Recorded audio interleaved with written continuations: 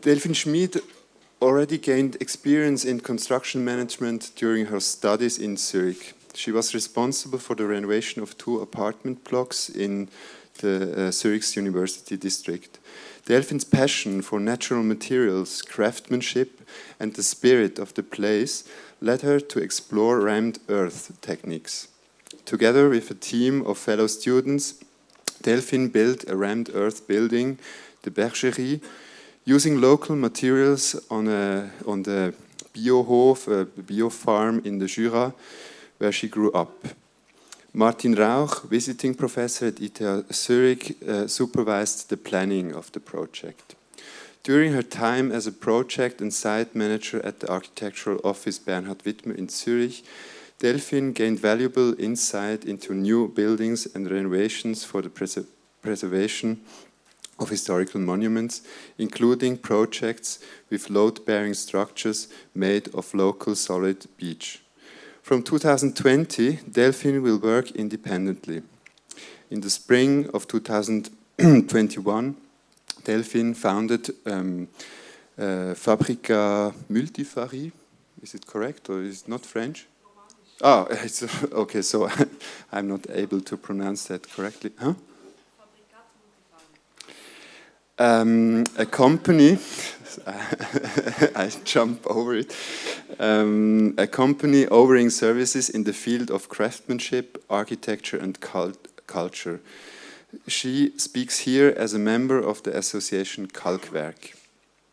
Then, second guest, Thibaut Barrault from Paris, born in 1979, Thibaut Barrault graduated in 2006 from the Paris School of Architecture. He has worked in Paris, Rotterdam, Lausanne and Buenos Aires, mainly with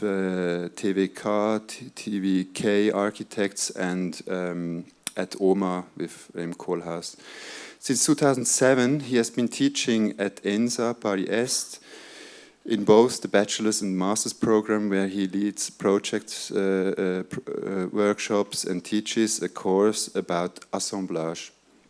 In 2009, he co-founded Barrault Pressaco, which now employs around 20 people. Moving between practice and research, the office develops a multifaceted approach that is attentive to stakeholders and materials in their cultural, theoretical, and constructive dimensions. A research on stone resulted notably in an exhibition at the Pavillon de l'Arsenal in Paris in 2018, and another one on the forms of reuse led to an installation and a book, Objets Trouvés, at the Cité de l'Architecture in 2023. This is called Wellness, Nature and Culture of Insulation Building with Hempcrete. That's a new book. It will be published, it says October 24, so it should be here. And I think hempcrete is also something that you will talk about today.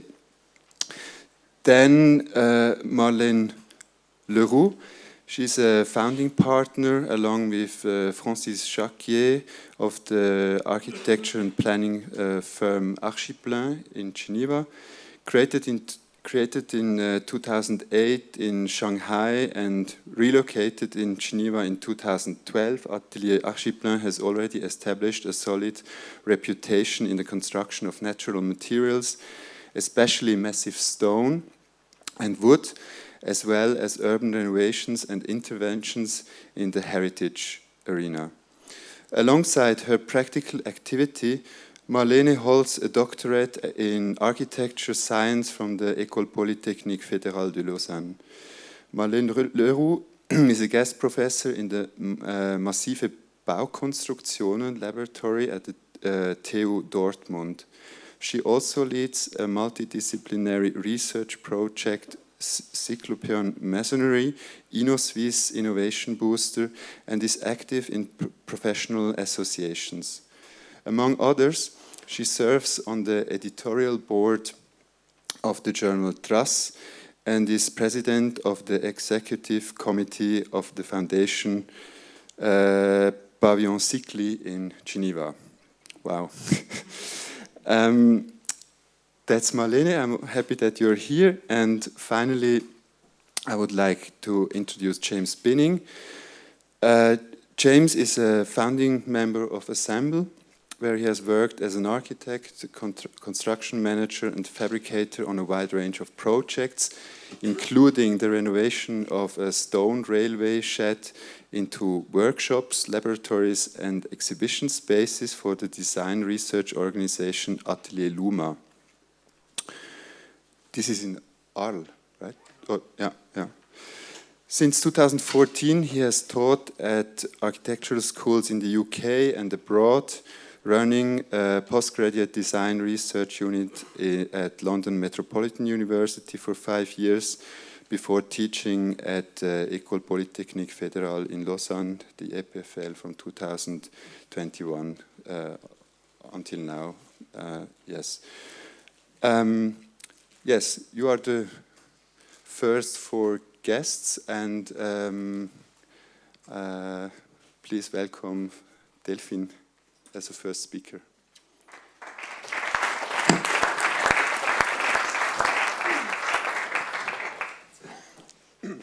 Thank you for inviting me. It's an honor speaking next to architects I admire so much. What drives me as an architect are questions like, how can we build or rebuild with local resources? How can site-specific identities be maintained? How do we create healthy spaces and leave no hazardous waste behind? So in the pursuit of these goals, took me quite a journey already. And one answer to this question is surely teamwork.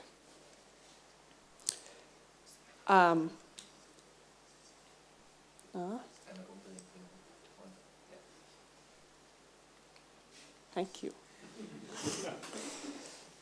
I will start with my Kalkwerk hat on, association which I co-founded.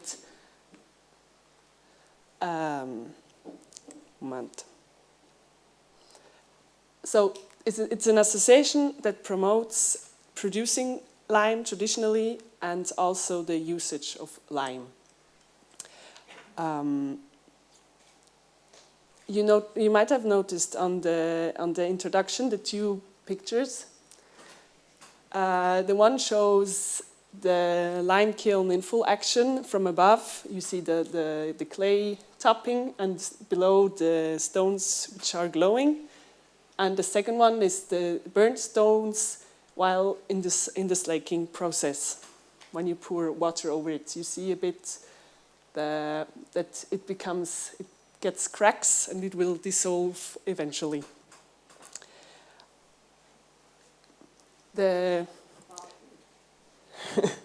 artist and architect Christoph Rösch, you're right, also this hall is called after him. Philipp Kunze, he's a knight fighting for craftsmanship. Johannes Wetzel, a pioneer in lime burning and also in the use of lime. And me, we founded the association in 2020. In the same year, we did crowdfunding to be able to do further lime burning in Suresnes, a village near here. And we made it, we got the money, and we could do one lime burning again. The good thing was it was the pandemic, we had to do a lot of publicity, and so really a lot of people heard of it and came to this valley. And that's the beautiful thing, that it combines so many different people from architects, from craftsmen people, from geologues, from chemists. a really huge bunch. And this interchange and this work together is really amazing. It was the Fundaziun Nairs with Christoph Rösch who built the oven where we did the burning. There are a lot of ruins around here.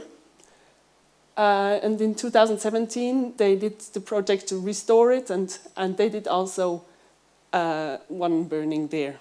Johannes has done in the Engadine since 2013 many different lime burning. So it was based on this work that the association could start with already some kind of network established. So I will show you shortly how we do this lime burning. Archaeologists, they cannot tell if a medieval or a Roman or if it's a Roman oven, because they look, if they don't have any wood left, they cannot tell from which time it is. So it was always the same. It stayed. They did the lime burning. They established this technique, and it stayed the same. So we do also experimental archaeology, because the Romans probably didn't do it differently, because it's the same oven, it's the same stones, it's the same wood. Here, teamwork again. We gathered the stones in a valley up there. In one day, we gather 16 tons of dolomitic stones. And then they are transported to the oven, a cylinder in the ground with, here you see a section and the ground floor. And then we start to fill in these stones and make a vault here. You see the scaffolding. This is the vault. This, from here, later we bring the wood in, and this vault creates the fire room. So the craft here is to build loose enough that you have the air coming through, but also tight enough that when the stones are burned and glowing and lose weight and lose a bit of volume, that this dry stone construction in here still holds. And also you see here wooden pipes built in, and on top will be this clay covering for insulation. Here you see we take the scaffolding out. This is very important. This is the fire room chamber. This is the wooden pipes which will burn out. In the first day of the burning, we do again huge teamwork. Clay covering.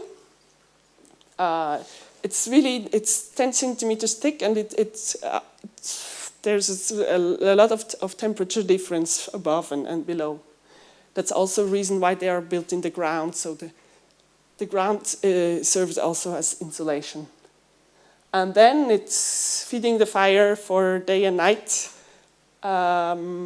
until these stones are brought to glowing. At the end, there's really coming flame up at the top. And you see the glowing color. It's like in metal or in stone. The glowing color tells you at what temperature you are. And white is about 1,000.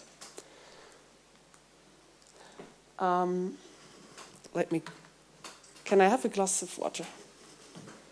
Please. Thank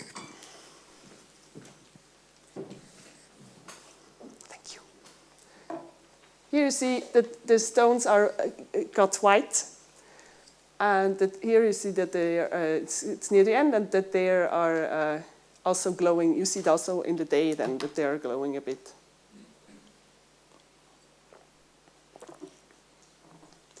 And yeah, after a week of cooling down, we take out the lime and store it. It's quick lime then, and we store it in airtight barrels. And this takes about, this is a work of 1 week putting stones in, 1 week burning, 1 week waiting, and 1 week taking the lime out.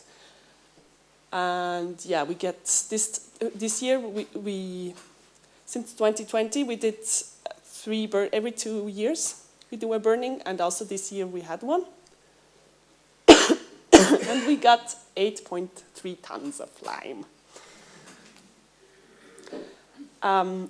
Talking about experimental archaeology, this time we had the team of ETH here. This is Valti. He was always also asked about when they had Roman mortars in Baden, for example, or so he's connected with a network of archaeologues who look into Roman mortars, which is also very interesting. And this time we put in temperature sensors in the oven. So we had many different points. You see here the cables coming in. So for the first time, it was possible to look inside such an oven, which worked for thousands of years, but we didn't know how is the temperature inside.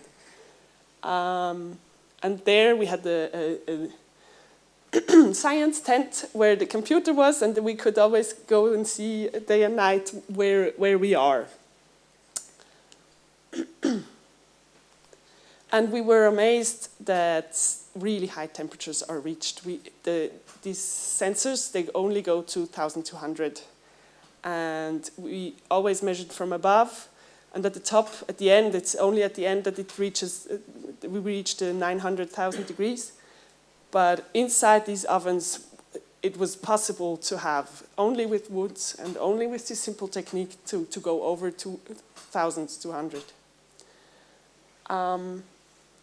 So with this association, Kalkwerk, we also try to re-establish this importance of lime for a building culture, for this region, but practically for every region where there's lime.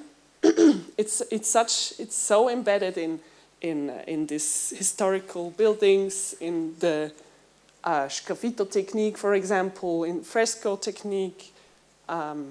It's embedded in the landscape.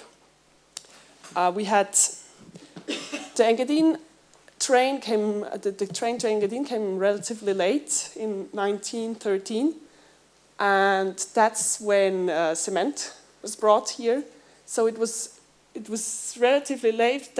I think that's the reason why you can walk around, and if you have the lime kiln glasses on, like me, you see them everywhere. And it's also on the maps. Cilcera means lime oven in Romansch, in Valader. And yeah, if you see little white stones around, burnt earth. Here you see even the wooden beam. They had a wooden beam in front. Yeah, it's still there's still witnesses of this importance that every village had several lime burning places.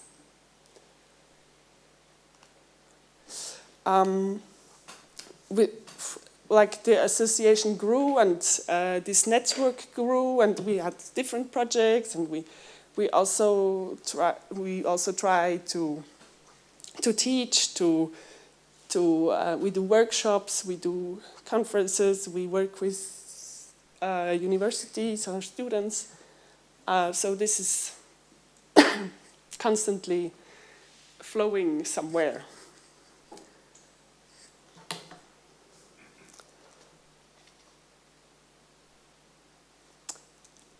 What I also wanted to say is that In Engadine, we have dolomite, which is technically not lime, but it's the 100% pure lime is calcium, and the dolomite has 1 calcium and 1 magnesium. So it's far different. It's far more complex processes on the work. But we learned also only that when Valti came us to visit on 2020 on the oven. So it's also very interesting because dolomite was only discovered 100 years ago, and yeah, it's very interesting. It's not researched well, and I'm very happy that we can discover things.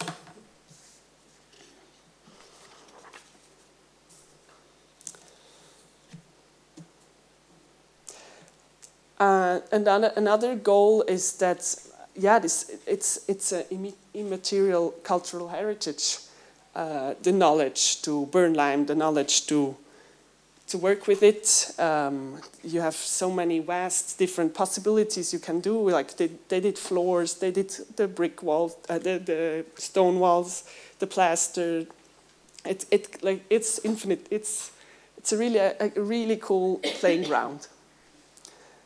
And yeah, I hope that it will be accepted as a cultural heritage soon.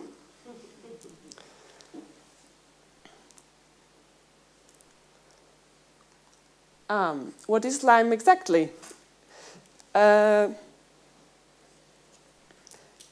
It has been a binder in building and art for over 14,000 years, and only fell into abeyance over the last 100 years, or with the upcoming of cement. The beauty of it is that it's a cycle. You have the stone, the limestone, and you heat it up so it glows, and then CO2 goes away. Then you have an oxide, it's the quicklime. This reacts really with water, and it's an exotherm reaction, and it dissolves, and you get at the end lime putty. You can store lime putty over years and years. There's also like stories that 50-year-old lime putty is the best. If you have a water layer over it, and if you mix it with anything, it can be sand or hemp herds or other materials, and it gets in contact with air, with CO2. It sets and it becomes limestone again. That's why it's so simple, and it's so fascinating.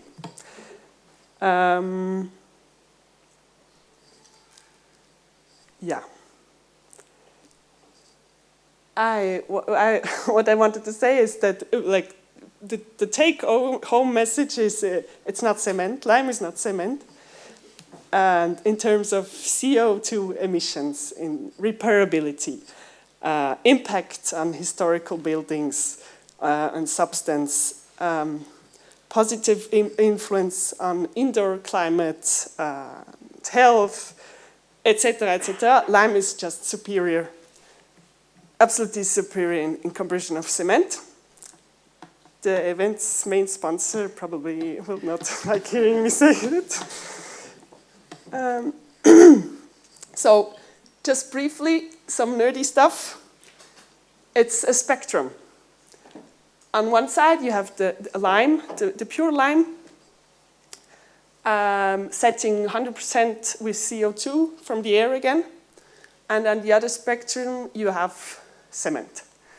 And the factors are only how much clay is inside it and at what temperature it's burned.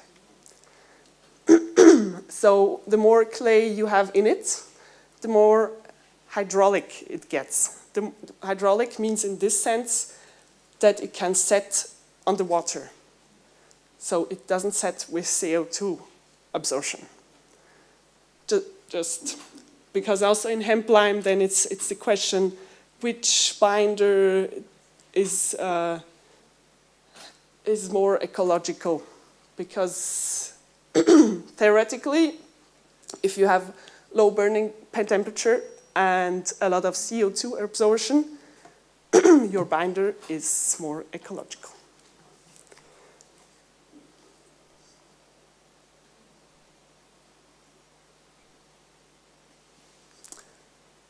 Let me go back why I was so hungry for lime knowledge. Christian said already, where I grew up in Jura, there was all the resources, and when I had a semester with Martin Rauch, and we went visiting the area, I really all the resources were available on the farm I grew up, inclusive machinery, and we just could take the earth from there, ram it in a cube, and it was already the right mixture, and so I had to do it, and I was able to convince friends of mine, Fabio Rotta, Bob Brown, and Daniel Schneider, and we did it as a schoolwork. We built a building for sheep in the Jura. This is where we took the earth, or clay. It's actually it's a bit of clay and a lot of stones, limestones. And we did we did all by ourselves. We were 4 students. We had no idea what we got us into. And it's quite the rammed earth height here is 4 meters, 45 centimeters thick walls. Already the scaffolding was a challenge for us. It's really simple. Ground floor, a space for the shepherd, and here is the stable. You see it in the section, stable for the sheep. A simple sculpture out of the landscape, standing in the landscape. This is how it looked at the end when we took away the framework. And I was really fascinated how it just fits in this landscape, because it has the same colors, it's made of the same material, and it will go back, harming nobody if it crumbles.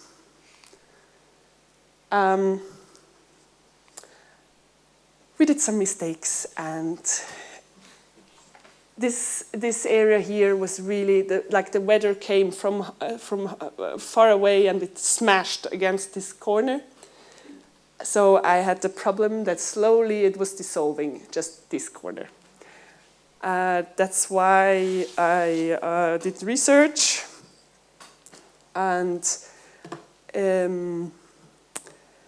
François Cointereau, he lived in he was born in 1740. He was an architect. He was very into rural architecture and the combination of agriculture and architecture, and he was a huge propagator of rammed earth, and he did a lot of writings and drawings about rammed earth, and one chapter is about how you can embellish and make stronger the facades with lime. And also in Lyon you see a lot of lime plaster on rammed earth. So I went to look for, that's why I went to look for lime knowledge. I wanted that someone teaches me how to do a lime plaster. And after creating the association Kalkwerk, after doing 2 burns here in Engadine, after working several years also on site, doing scaffito renovation and plaster, I finally found the time to repair it. I won't show you pictures how it looked before because it's really it's shocking. And we fixed it and we put a lime plaster on. And here we mixed the self-burned lime and we put in also some clay to not lose this color, because this brown, warm, sunlight-catching color. This was very important to me. Hot mix is like it meets a revival, I think, all over Europe. That craftsman people rediscover this technique to use quicklime directly, to mix it directly, and to use it warm and throw it on wall warm. Because and there's also done research because it's just better. It holds better. You have less cracks. The crystallization structure is different. But that's in a whole other chapter. And this is how we repair it. And yeah, I really am a person who likes to be on the construction site. And also this detail, for example, it's laziness. It's like the back wall is we could left free. It was not attacked by weather. And just this angle we had to redo. And yeah, it takes time to do a mortar.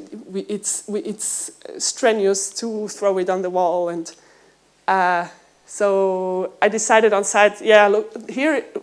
It's not attacked by weather. It's perfectly well, and we wanted to see it. So that's how this detail was then made.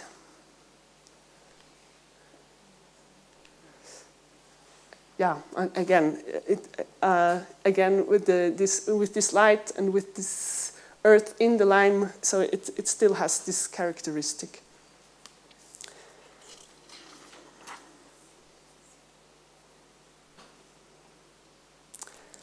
And I will also talk about hemp lime a bit, showing you two projects I did last year. One is the conversion of a barn of a project from Prof, who was the architect there. I was involved in the planning, and it was great fun designing together also.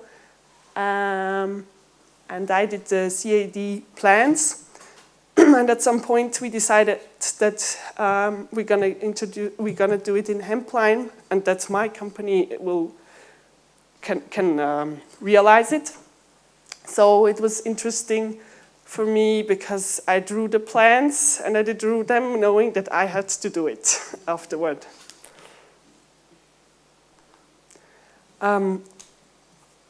It's situated at the edge of a village which is in the Federal Inventory of Heritage Sites of National Importance. So for us it was important to conserve. This is a photograph at the end of the when it was remodeled. So we tried to really conserve this characteristic, to not disturb this beautiful village of Na. Such conversions projects are always caught between conflicting priorities of you want to preserve the energy loss. We had to do a new, it counted like a new building, not a restoration or anything, but a new, and had to fulfill the standards of absolutely the top numbers that are counting now. And the most strenuous is always to avoid using industrial building materials, and which are produced by fossil fuels.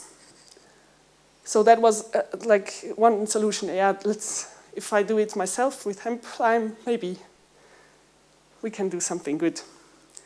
It's a traditional barn. We saw it also yesterday. On the street level, you have the entrance going on a bridge, the Iral. Below, there were cattle, and all around and above, hay storage. And you have the characteristical sabas, which were for the ventilation of the hay. The main challenge was to bring a light in, because it's really deep. You see here, we don't have any opening. It was really big depths, and we did it with setbacks.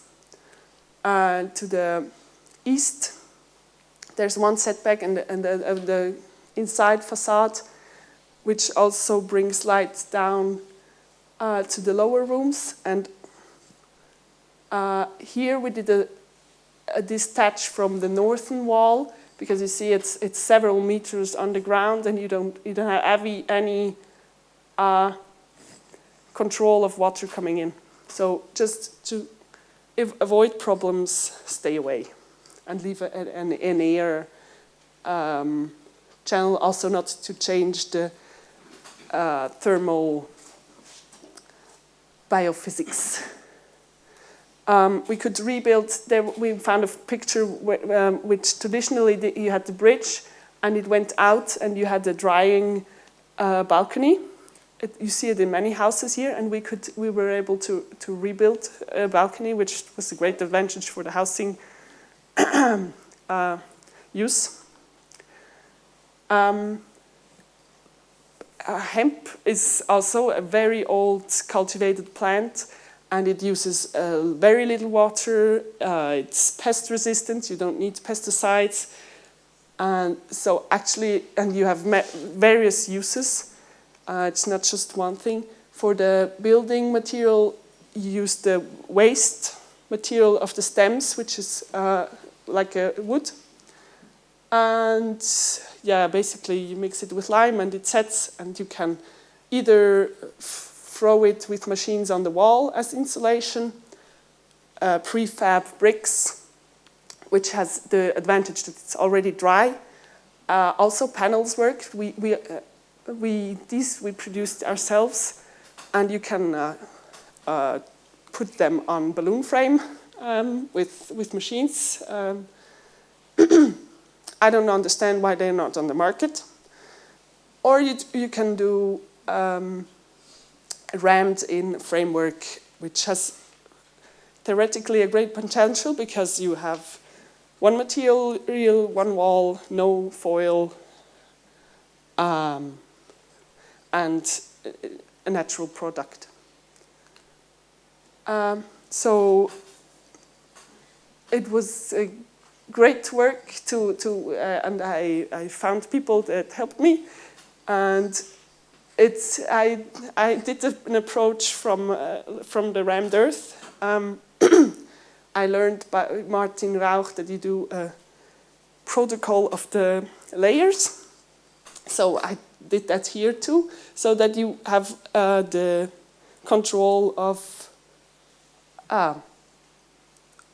how compacted you have it in the. You have the control of you fill in the same height, you compress the same height, and so forth. So you should come to an end. Good. I'm really sorry. No, it's. Thank you. Sorry. Yeah. I'll show you the pictures and not talk too much then.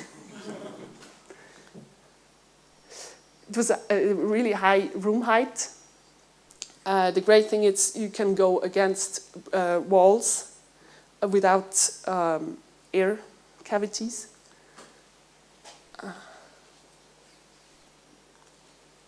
And you can also fill in old structure, and that was the good thing. That was why we take it here, because you have you can leave the old structure and use it as. And then there was a flying plaster on it. Yeah, and just the wall up to the top were with hemp lime. And this is just for saying what my point is with this project is that lay people can do it if there's one person who does the who shows how they should work and does the quality control, which is here for this project from friends of mine, Snyder Stoner Architects. And I was there 2 weeks helping them, and they had people also helping, and we could realize really a nice work.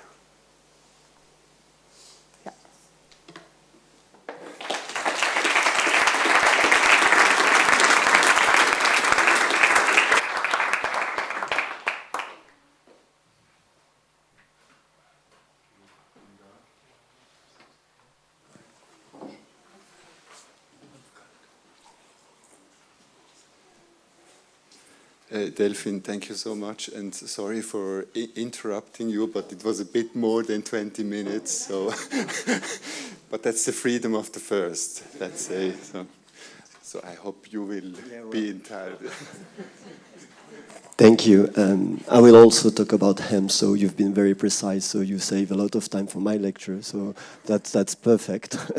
Thank you very much, Roger and Christian, for this invitation. I'm very happy to be here, like Delphine, and to share all the discussions with you today. The title of the, let me launch the clock, because that's important. Title of this presentation is Wellness. It is a title that comes from a book that I would have hopefully bring to you, but unfortunately it's not done yet. I'm waiting for it. But it is a research that we made about hempcrete at the beginning, but that we extended to the notion of wellness, to the wall, and to the idea that at some point insulation should be taken as a cultural issue and not only technical, and how we can raise the subject of protection from the inside and reconsider many aspects of rationalism construction through this idea of insulation and bringing more comfort into the spaces. And it started with, let's say, the reading or the re-understanding of beautiful images. I will just show two of them, two kind of daydreams that we loved since the beginning of our practice. First one is this beautiful building that we all know that was attacking the idea, or tackling maybe the idea of transparency. And rather than saying that this should be buried, even if it's already dead, saying that, okay, what if transparency should bring some other aspects, other topics. Maybe light is not only the thing that goes through an envelope, but we also have air, water, and maybe regulations between inside and outside. So it was rather saying that how beautiful this should still be today, rather than saying, okay, this is an old times and we should forget about it. And second image is this ossature domino that we also all know, and that Kollhoff was also showing today. And in both cases, maybe these two references have very weird relation with walls, but still, in the first one, it's transparency, but in that one is not maybe the lack or the absence of walls that was questioning ourselves. And how can we reread this archetype, and how could we maintain its relevantness nowadays? So I will just go through 3 projects that we've been building since the beginning of the practice, and I'm trying to re-express them to the light of this idea of wellness. First project is a very small house a small house that we did at the very beginning of the practice, so more than 10 years ago now, in a beautiful landscape in Normandy. So it was the idea of interpreting the idea of the traditional farm, the longère, like we call it over here, that we doubled simply. But still, we also were interested in this traditional way of building, which was fulfilling wood skeleton with this hempcrete we were just talking about. So it was reconsidering the act of fulfilling something with a matter that should bring some more comfort to the inside of the house, knowing that For instance, straw that was used before was not, and the mix of straw and small pieces of aggregates was not enough to bring comfort into the inside. And the plan, well, I won't talk much about the plan. It's, like I said, the doubled longère, and these 3 outdoor spaces integrated into the plan. But we were more interested in the way we started to represent, the matter inside the envelope. And we discovered through our research that 10 years after, we were already interested in the fact that maybe in between the small columns of wood, air was still going inside, because in this famous, marvelous insulation, which is a hempcrete, you have many exchanges and air go through, so it's cultivating this new idea of transparency we were particularly interested in. And when we started representing again all the sections and plans of this project, we were getting rid of this black poché, like if it was not enough to express the realness and the realm, let's say, also of the envelope. And at the end, maybe this idea of blind facade were not enough to express what was happening between the inside and the outside. Another project is a project that we built in Paris a bit more than 5 years ago now, which is this building, which is a limestone load-bearing building across the Rue Avenue Parmentier, which is here, and Rue Oberkampf, which is there. And in this case, we addressed, that's the inside of the building, so it faces a courtyard, which is here, and it responds to this courtyard with another courtyard, and we express with a set, different setbacks, a new relation between the new courtyard and the old courtyard. And that's the inside of the building. And we also were interested in, again, this tradition of this moment where in Paris at some point, building with stone in the building that we were making with stones, they were already integrating some steel structures inside. So the hybridness of, in between the end of the 19th century and the beginning of the 20th century, the facade was still building with stones, but the inside were already something that was addressing to a new, maybe century. And we were particularly also interested in the image of the building of Paris, is the notion between the characteristic, the tectonics, the way these walls were built, or maybe sometimes destroyed. This is an image from the Louvre that we have behind, facing the Opéra Garnier there. So in this moment, we were also realizing that building a building in Paris was a way to address the tectonic of the building to the public realm, to the city, and to the fact that the wall itself should bring some specificities and some knowledge and even some characteristic to the public spaces, even in the moment where Paris was demolished.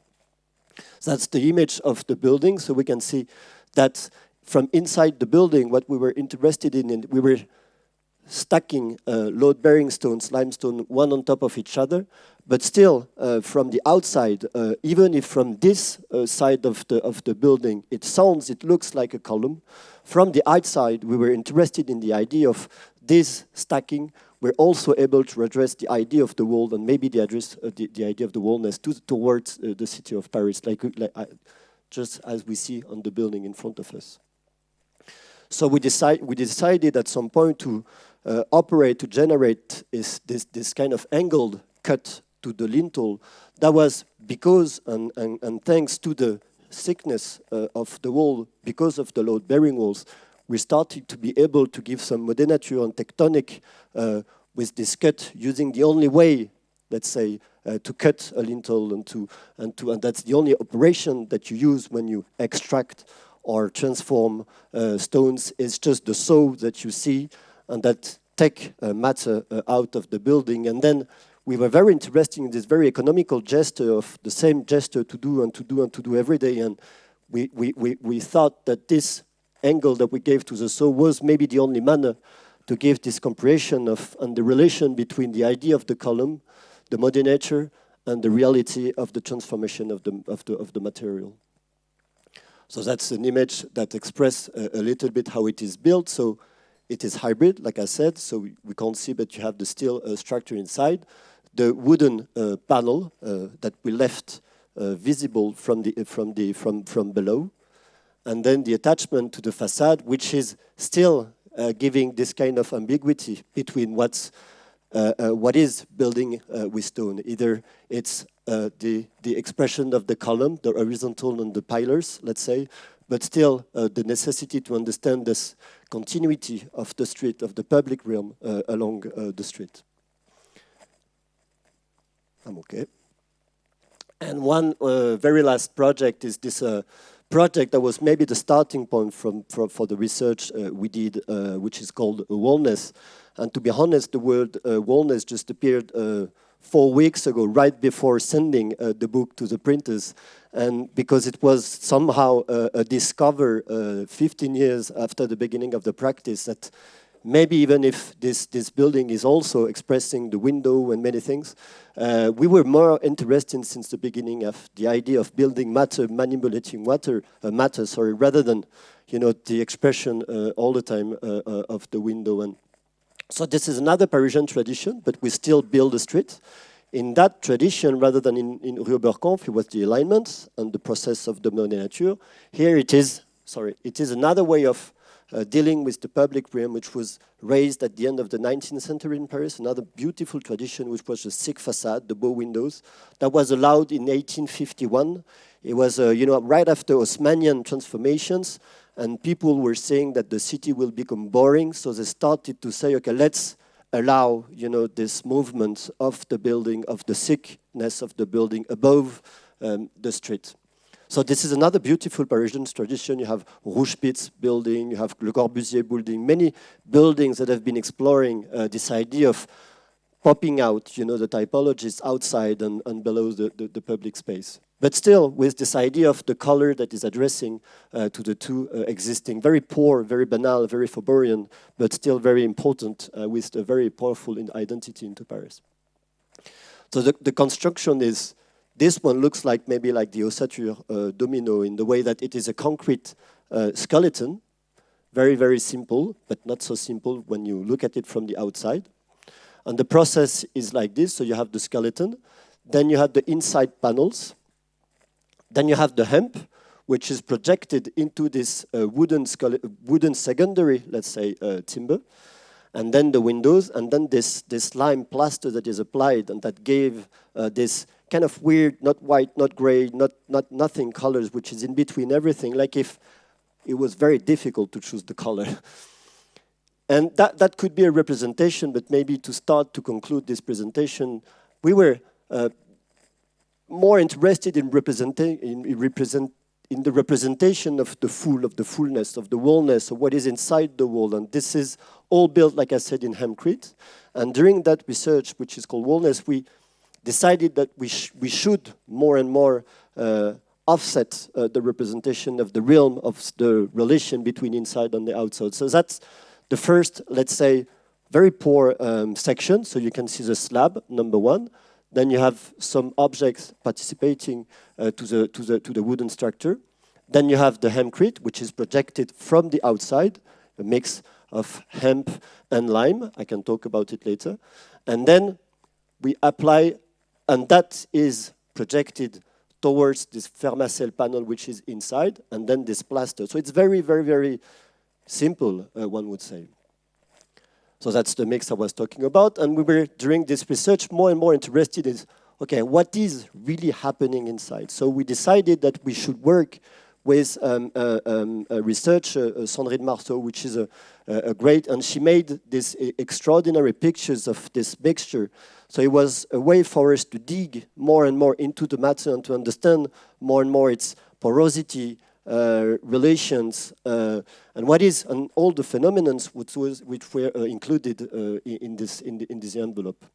So we discovered that there are many kind of pores, cylinders, dead ends, conics, and all these kind of weird shapes inside the mix of hemp, and lime, were giving this new availability to describe the wallness and the necessity for fullness of the envelope. So if we go back to this very simple representation, we decided that we should to all the elements to apply a new reality, which is in this case just maybe objects, that compose the envelope.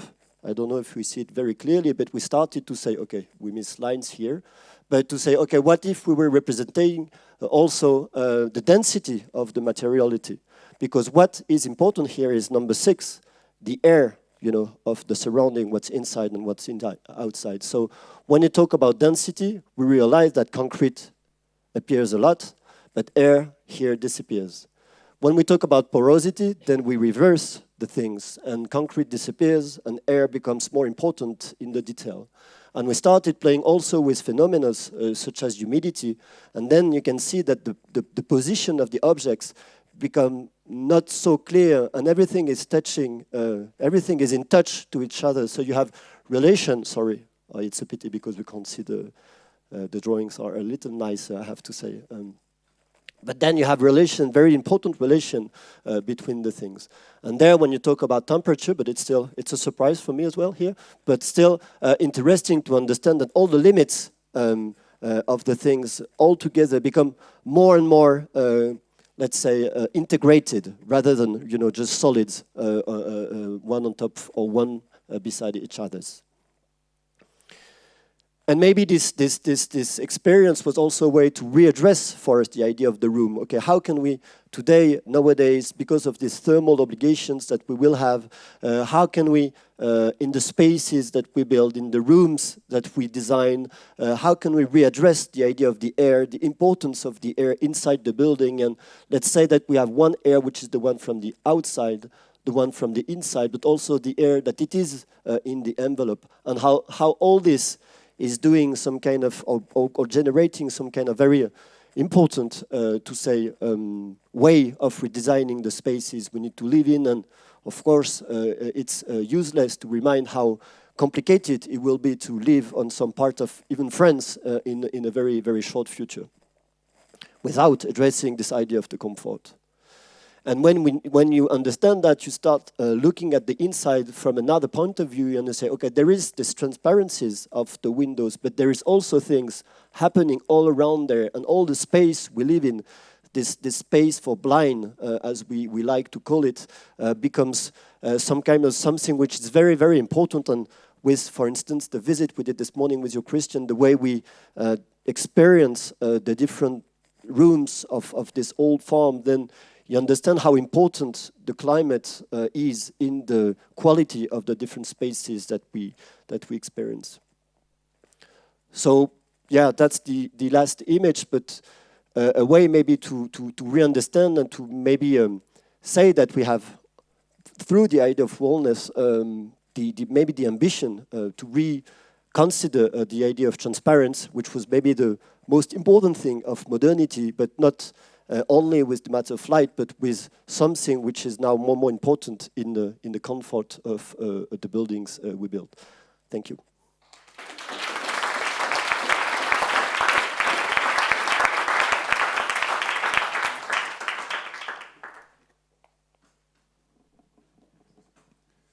Thank you very much. Hello.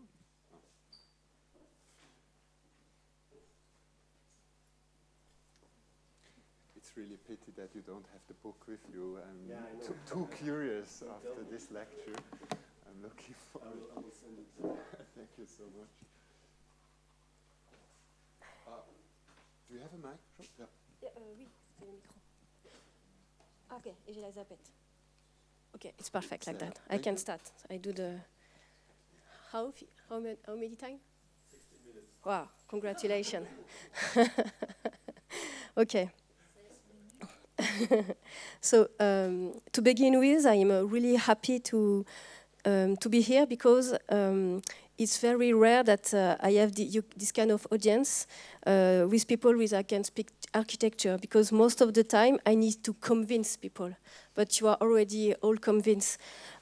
I need to convince that we can't continue without making any change. I already need to convince that saying just we should no longer do anything is not really so a little bit too simplistic.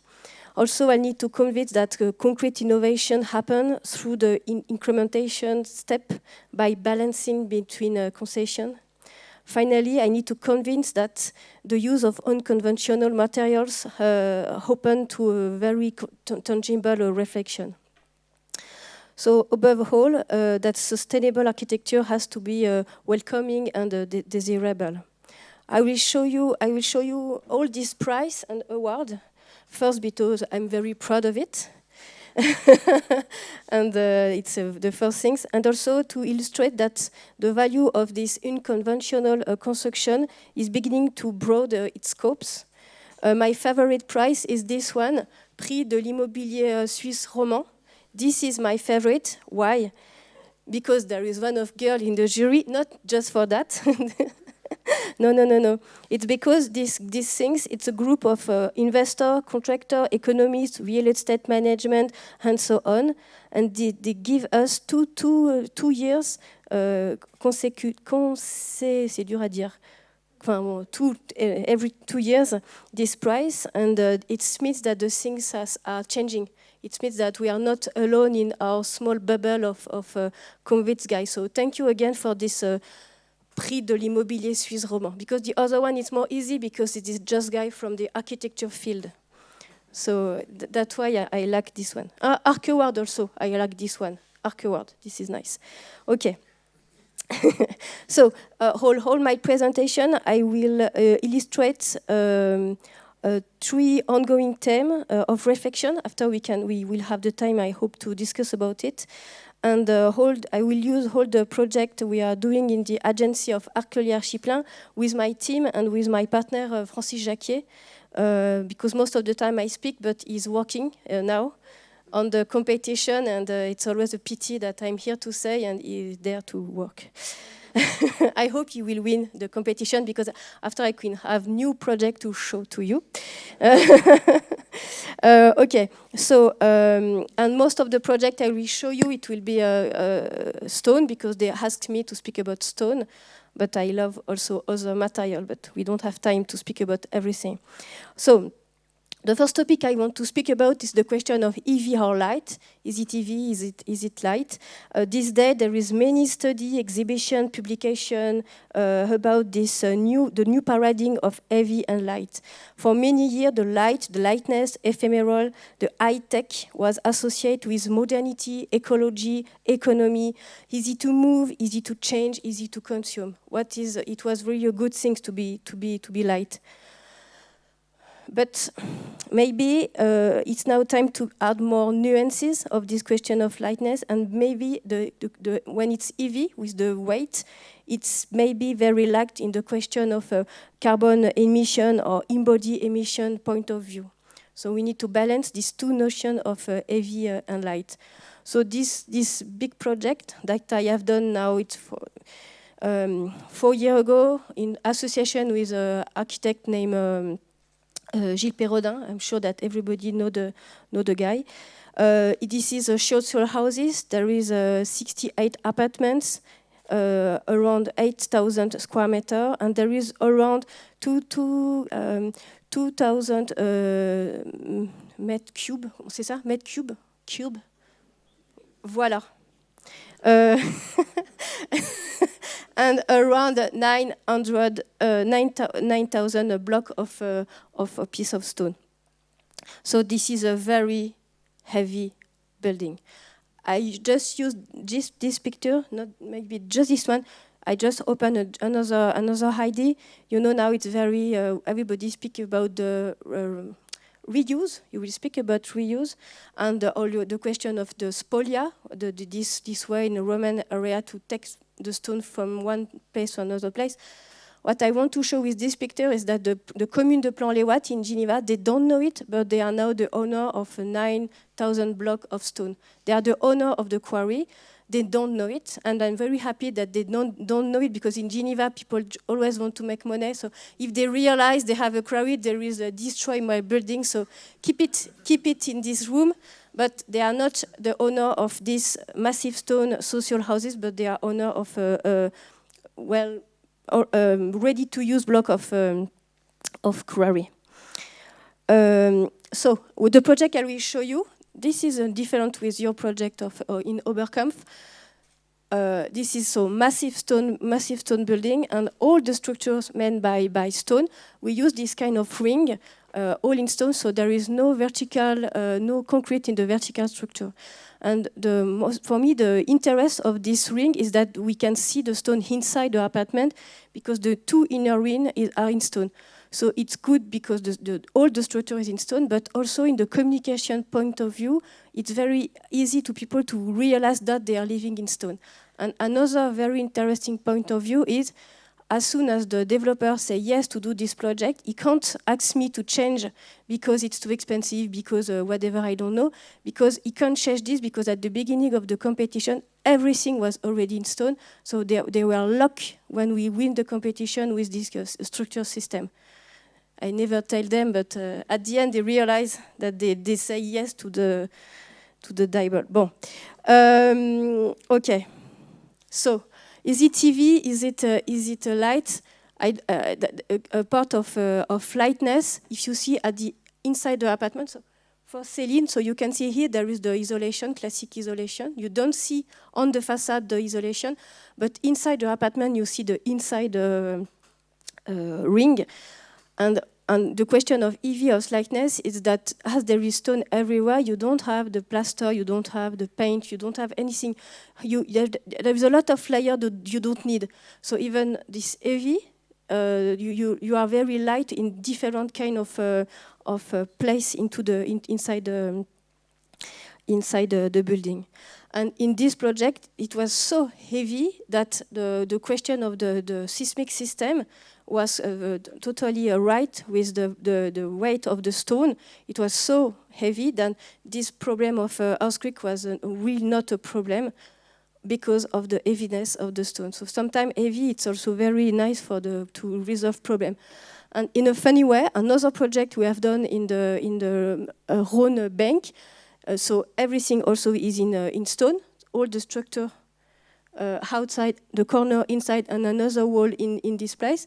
And as for this project, we used to have very wide windows. The project, even it was in stone, it was too light to contraverse the horizontal forces of the seismic system.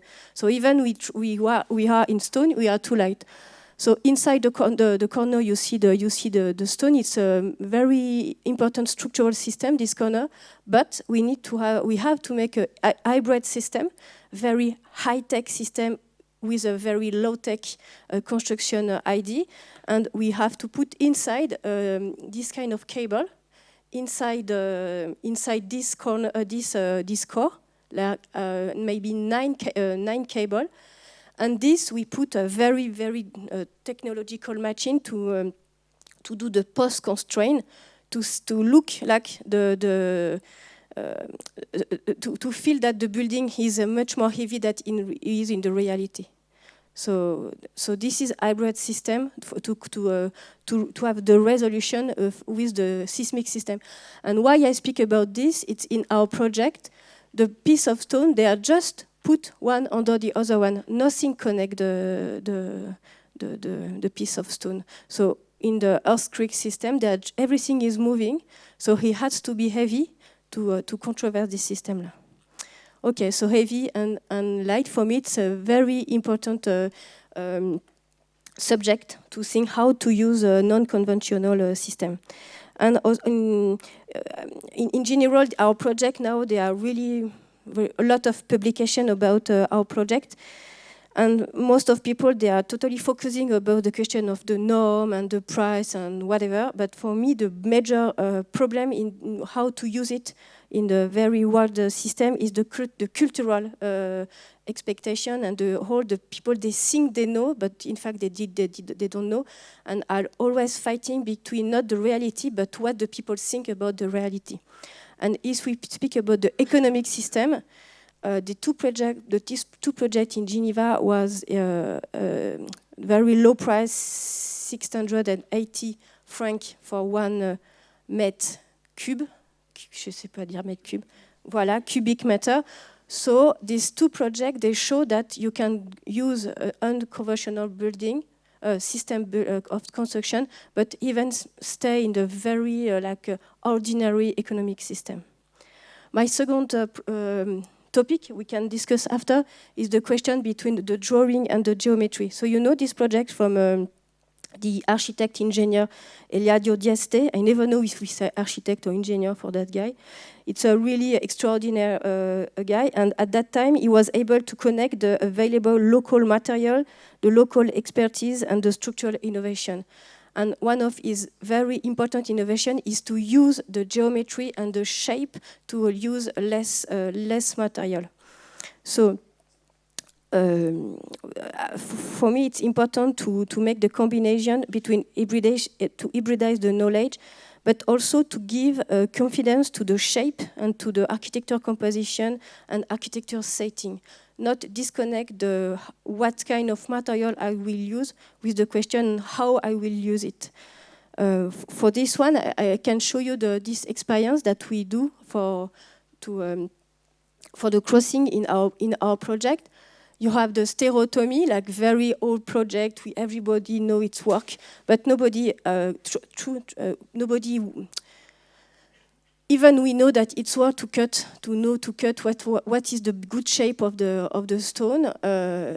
We know it, we analyze it as architect, and after we do the drawing, and after the engineer normative things, they need to put it on the computer and to redo it. But at the end, was really fun, it's this line and the way we decide this line at the very beginning of the project is never changed.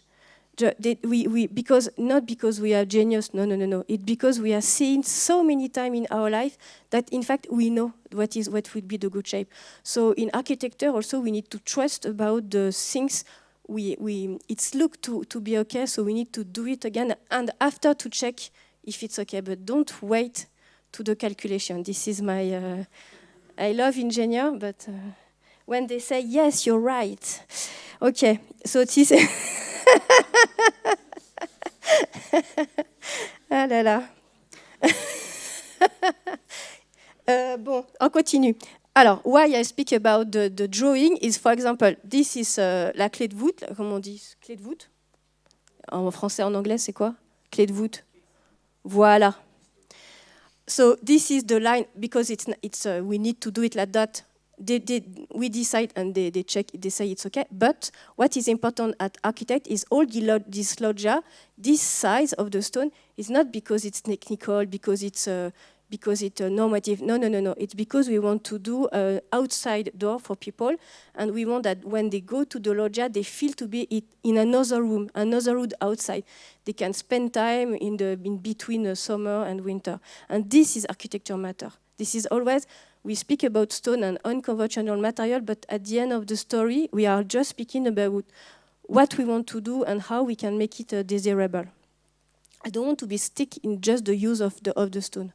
And for example, here you have all the calculation for the stone, and this calpinage, facade calpinage, we spend hour to design it because we need to know it's nice as architect, but also you need to find a good way with the quarry, if it's okay to cut what will be the price to cut a big one like that, and all you need to organize everybody, the engineering and whatever. But at the end, as architect, we need to really exactly know why we put a stone like that.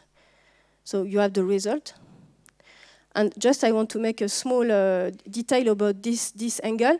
The corniche, the corniche because of the water, blah, blah, blah. We know why we put the corniche. We know how people don't really like this one, but it's okay. But these things, it's totally useless. Totally useless. We just do it because we feel it's nice to have this kind of angle. There is no technical way. And it's really important, even we want to do something nice for the sustainable whatever, for me, it's really important to do something totally unnecessary because it's really necessary to do this kind of unnecessary drawing. And this one is also absolutely unnecessary. It's a very nice Hauteville massive stone. We don't care about the project, but we do this. Francis Jacquier, not me, do this ring in the middle of this really nice gallery. It's just a wall between two parts of the garden. It's totally useless. But why it's so important is that our client, we meet him in China, we spend hours in Chinese garden, and when we do this project, we want to have some some memory of what the time we spent together, and we do this really typical Chinese garden wall, just for that. But there is no technical matter of that. Voilà. Et merde, ah oui, je vais être plus lente que toi. 2 minutes more. The last topic, because it's really important, it's doing with what remained. So you know this picture, it's the Angelus, the two guys, they are walking, there is the Angelus to ring the bell, and they stop to walk, just they stop and they do nothing. So I love this picture because at that time, even they are working all the time, they know to do some pause in the day. So this is what we need to do sometime. And what I like in this, I don't know what they are doing as a culture, but we know that each time they make some culture, there is some piece of stone. And each time this piece of stone, they need to put it away to be able to grow again. And then to put it away to be able to grow again. But this stone, for them, it is not waste. They use it to do this church, they use it to do this wall. And I'm sure that the house, they have done this with this kind of piece of stone. And this is a little bit close to your presentation. We totally forgot to see the landscape as a good idea and as how to use the waste. So I come back in my Plan Les Ouates big building with my big piece of very big stone, and tiens, there is a mountain. You know this mountain? This is the Geneva guy. This is our Salève. Salève is in France. Bon, so this is the Salève mountain in France, but it's really Geneva mountain. And everybody asked me, why you didn't do your building with the stone from the Salève? It's really easy to answer of this. It's because the Salève is the business of the mountain Salève is the aggregate for cement. So since maybe 50 years, they explode the mountain to be able to have very easy way to have the small piece of stone. And all the mountain now of the Salève is on the micro crack everywhere because of the explosion, and we don't know where if it stops somewhere. But the guy from the Salève tell us we will never be able to give you some big block from the Salève, even we buy again the big machine, because the resources is destroyed by the exploitation system. Okay, so it's now impossible to have this big nice of block from the Salève, but you can have this kind of tiny chou piece of block from the Salève. It's okay. We now we need to do what the people give you. So this is the last picture. So this is the Salève, and we get this Swiss booster, whatever, financement with a lot of nice people. And we try to do some tests with earth, with clay, and with concrete. And this was the beginning of the research. And this guy from Prelco, this is a very big company in Geneva that make a prefabricate concrete facade in Geneva, was very happy with our idea. And we tried to do some tests, and now we do this kind of test. And the name is Cyclopean Masonry. This is really the new ongoing research, and this is the way to use the waste of this kind of small piece of stone. And the difference between what we see everywhere, when you see there is a kind of piece of stone everywhere, but what we need to do is to prefabricate it in this kind of installation, and after to move it, because it's impossible now to imagine to make it on site. It's too expensive. But with the Prelco process system, he want to help us to make it in an industrial point of view, with an industrial process in his big factory. And now we are doing a small, not a small, a tower in Annemasse. So this is just after Geneva, and we are still hoping that it will still be in a Cyclopean masonry system. J'ai fini. Ça, c'est l'idée.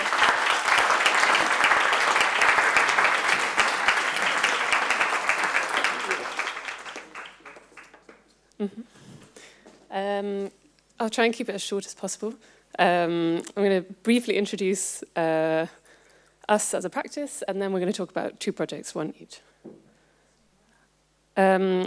We were thinking about this question of a different way of building, or anders bauen, I wanted to think of two different ways of approaching it, one which is maybe more about construction itself and one which is more about the situation. But to start with, we started as a practice as a way of building things ourselves. So a series of self-initiated projects which were temporary, not because of choice, but out of necessity as a way to be able to initiate, build and operate them ourselves. And there was a certain directness in that way of working, which we then extended into a network of workspaces which enabled others to do the same. So sharing tools, skills, and providing workspace and knowledge for others to be able to also build themselves. And the first project I was going to talk about is Granby in Liverpool, which is maybe the first time that we tried to implement those ideas into a bigger architectural project. We wanted to try and build what we thought was the most simple way possible, which is to keep what was already existing. So to keep the building stock, the building structure, which already existed, rather than demolishing and building new. Initially, what we thought was the simpler solution, obviously because of the way that the building industry is set up, actually turned out to be much more complicated. Maybe briefly about the area. When we started working there were only 4 of these streets remaining. These are all Victorian brick terraced housing, workers' housing in Toxteth in Liverpool. Because of various, because of the 80s uprisings, which were to do with racial tensions and systemic racism in the government, the whole area had been sort of condemned to something that was later found out was called managed decline, which was where the streets were kind of cordoned off. They were no longer through routes, and they were left basically to the rubbish wasn't collected, the houses weren't maintained, and when people vacated the area, no effort was made to refill the houses. So by the time we began, it kind of looked like this.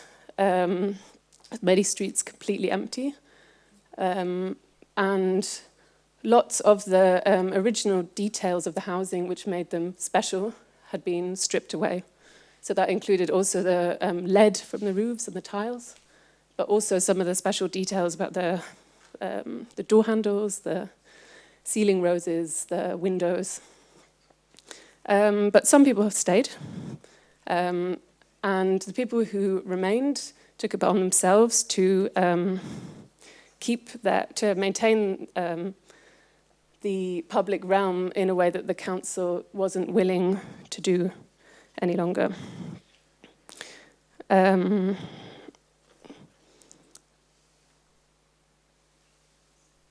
We were invited by this group who actually, they initiated all of the project and found the funding to do it. They formed a community land trust, which is a way of holding the land in trust in perpetuity so that nobody is able to own the land on which the houses start other than the group, which is a kind of way of self-organizing the development.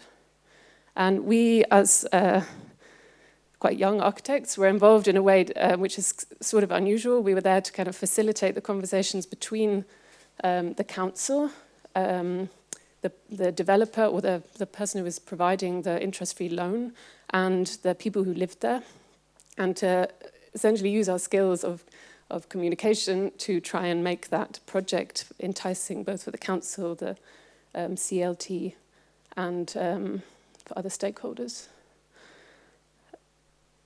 So we worked, this was the state of some of the houses, we found them. But some people were still living on these streets as well, along with these boarded up houses. And the project was run from one of these empty terraces where we had an office, the contractor also had an office, and the community group also used the space to meet as well, which led to a kind of way of building which allowed much more exchange during the process. So this, what I said earlier about these special details being stripped out, along with the constraints of a limited budget, we really tried to make an effort to reintroduce some of those aspects into the housing. So, for example, the the woodwork of the staircases and these kind of entranceway dividers of the room, but also small details like the door handles, the lampshades, and the fireplaces, which were made from building rubble that was excavated during the demolition. So each house has its own kind of special Granby rock fireplace. And that kind of led on to a independent business being set up called Granby Workshop, which we used the kind of startup capital of the Turner Prize in order to kind of set it up and begin this process of making these special components for the houses on site. And that initially involved many different types of objects that you might want in your house, but has since focused more on architectural ceramics. So this is the initial product line that we launched at the Turner Prize, which had many different components, but it's become, in order to run as a really successful local business, is really focused down on ceramic items. These are a set of door handles. This is a set of tiles that were made.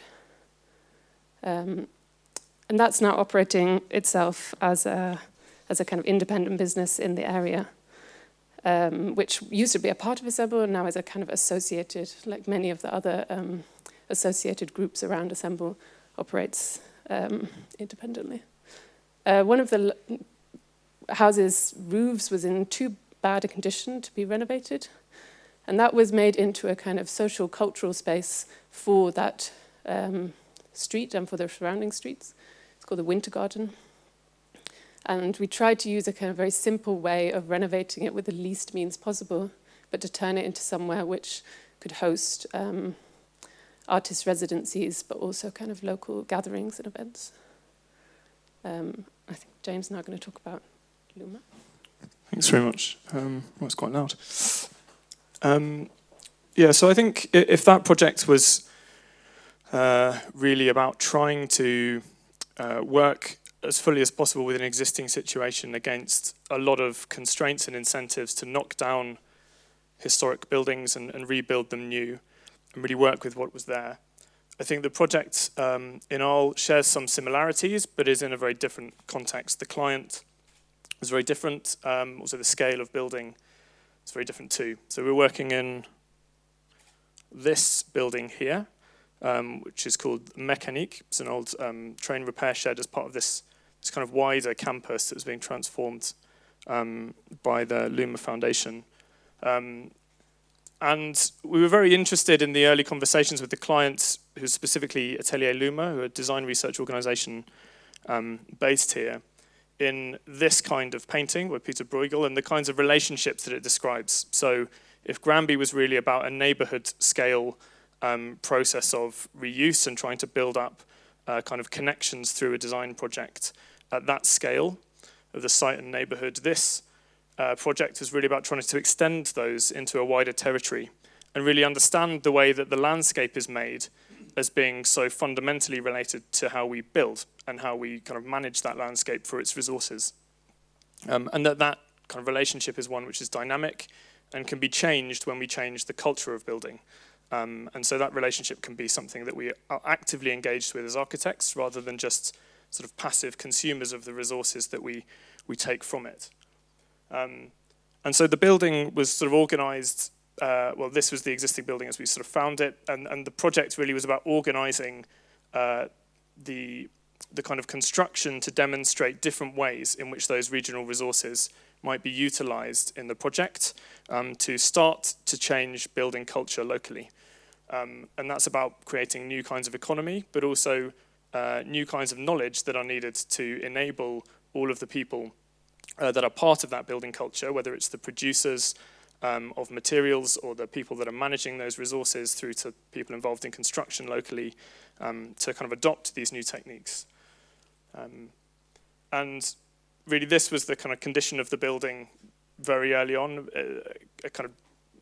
The building hadn't really been maintained for around 50 years, occasionally used for photography exhibitions and things, but really in quite poor condition.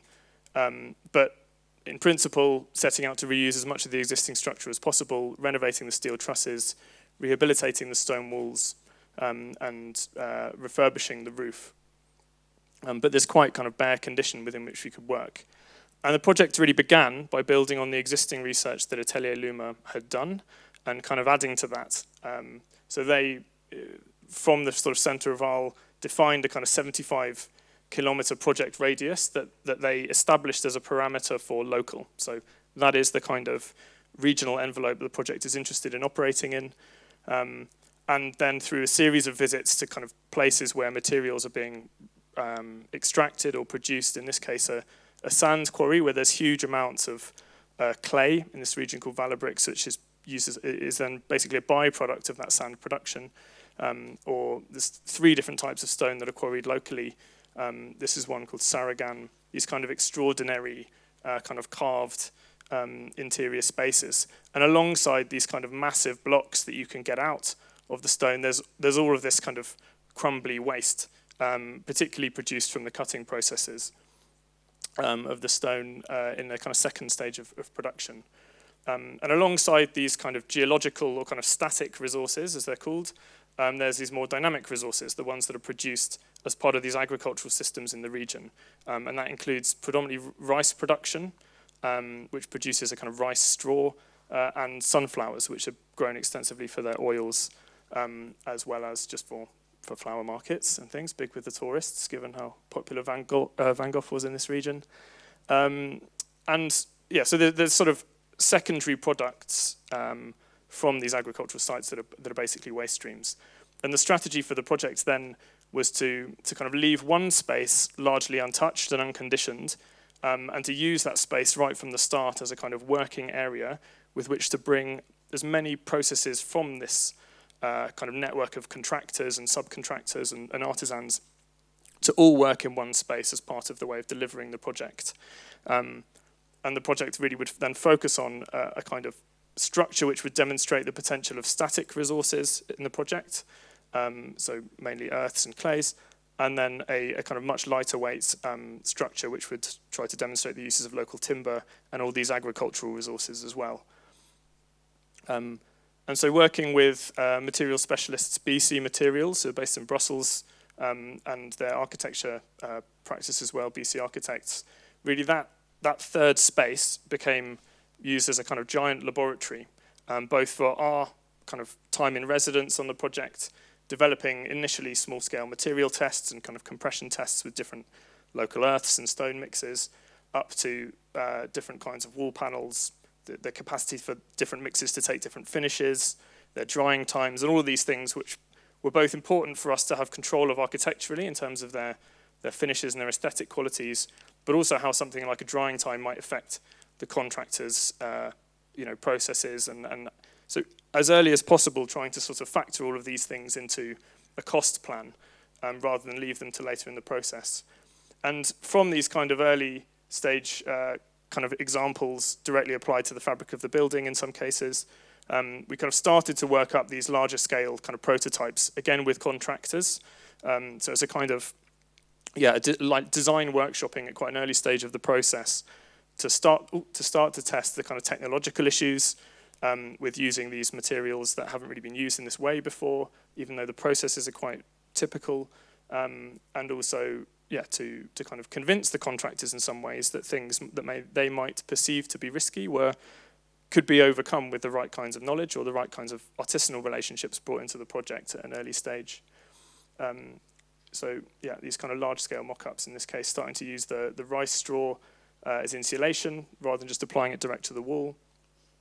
And these kind of larger-scale kind of production workshops, producing these kind of full-scale prototypes. You can see some of the wall panels here being constructed as well, testing that the kind of straw insulation. And alongside Atelier Luma, whose focus really is much less on the kind of building scale and much more on the kind of product or kind of processes, really. So in this case, using another resource from the region, which is green-blue algae, and trying to find ways of incorporating that into plasters in some cases and seeing the effect that had on shrinkage as a kind of additive within plaster mixes, but also as a paint for timber. And not all of these things worked. So you can see really like the part of the algae treatment which stays in the shade, stays with this kind of beautiful blue, starts to fade quite badly in direct sunlight. So there's quite a lot of these processes which are quite experimental and really enabled, I think, also the clients to kind of come and take in all of these processes and understand the risks inherent with using quite alternative materials quite early on in the project, which is very important, I think, also culturally, because expectations of how these perform is obviously sometimes very different. And then some of the byproducts like sunflower marrow used with basic industrial heat presses to then form kind of panels. So in all of these things, there's an interest in quite accessible forms of technology. Obviously, ramming earth is a relatively accessible technology. Others have talked about it today. And that produced, in the end, this quite cool, massive space that utilizes both the kind of rammed process and then an upper part made from compressed earth blocks, which were manufactured on a plot adjacent to the site, just in a kind of pop-up marquee with a block press. So again, these trying to really use quite low capital intensive machinery and processes to kind of produce materials, and often using machinery that's already in use for the manufacturing of something like a concrete block, and you're just swapping out the materials rather than kind of completely transforming how that kind of construction process works. So this was a space with some conditioned labs and workspaces. It's quite light and airy, and the use of kind of timber for the floor plates and things where kind of lighter construction is appropriate.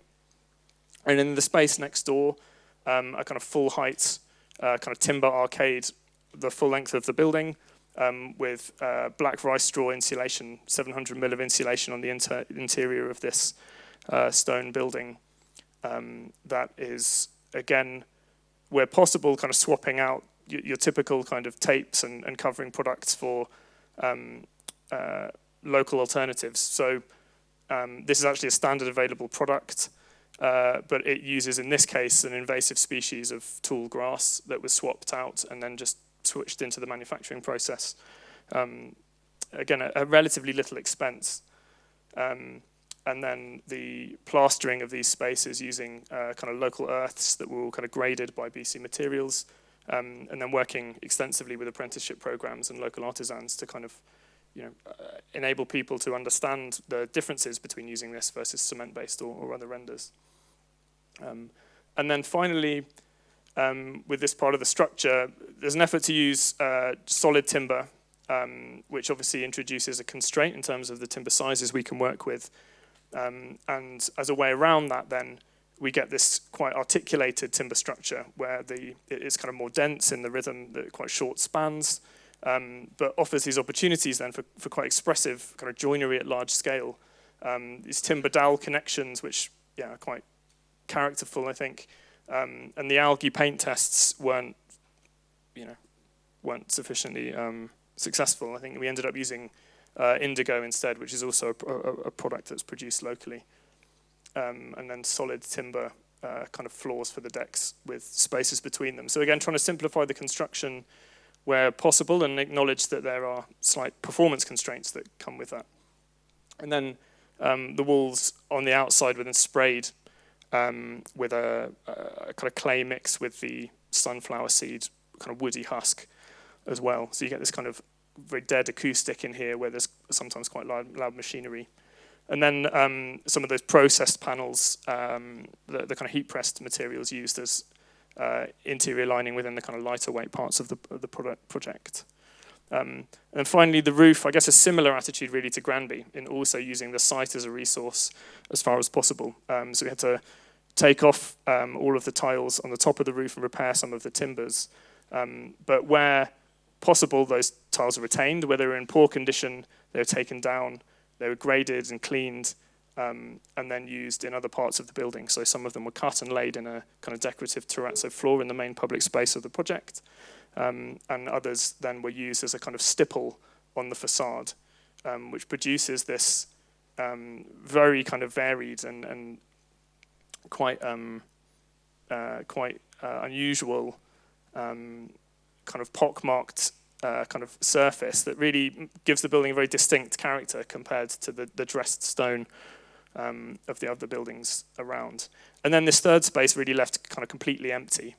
And with the exception of these curtains, really, the idea being that in time that space can be fitted out as appropriate to the uses, or perhaps a lower specification of space that's less conditioned can still be used in a wide variety of ways by the atelier for public programs or other uses. And then a garden on the outside, which is used by the atelier for lots of its dyeing and kind of other kind of design processes that they're developing, but also serves a function of treating all of the kind of wastewater coming out of the building systems.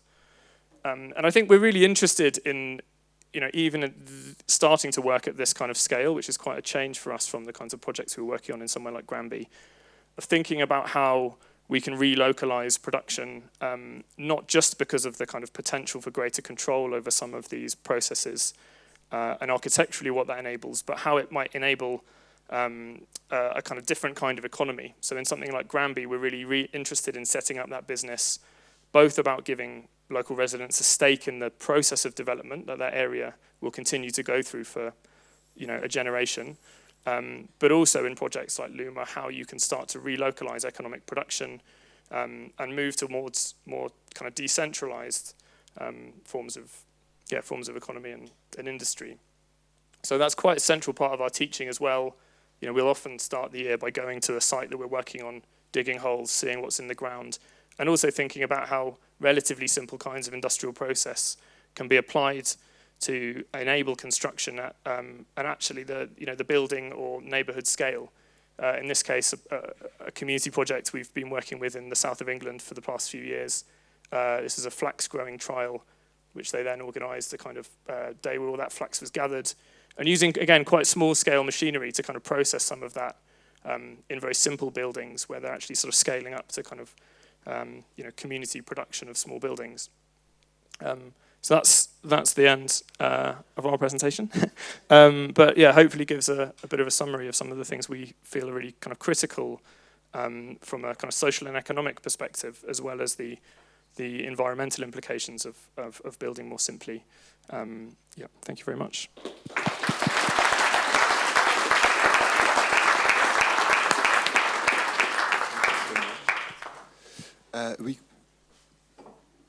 Can you hear me? Yeah. We go on with question answer and panel discussion for maybe 20 minutes, and then we do a longer break with drinks and some food. So I hope you still have some patience. Maybe you should also. Yes, you should join.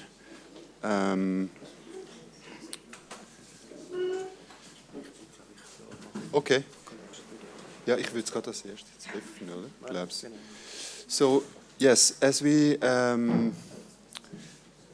all of us here talked already a lot, I would like to first open it to the audience. So if there are comments, questions, please feel free to raise the hand. Kann auch auf Deutsch sein und wir übersetzen das dann.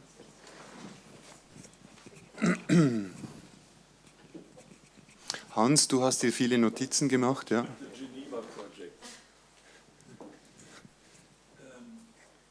You didn't mention bouillon. Yes. What is the difference? Wow. I didn't mention Pouillon because I have like 15 minutes. I'm totally a fan of this work. What is the difference?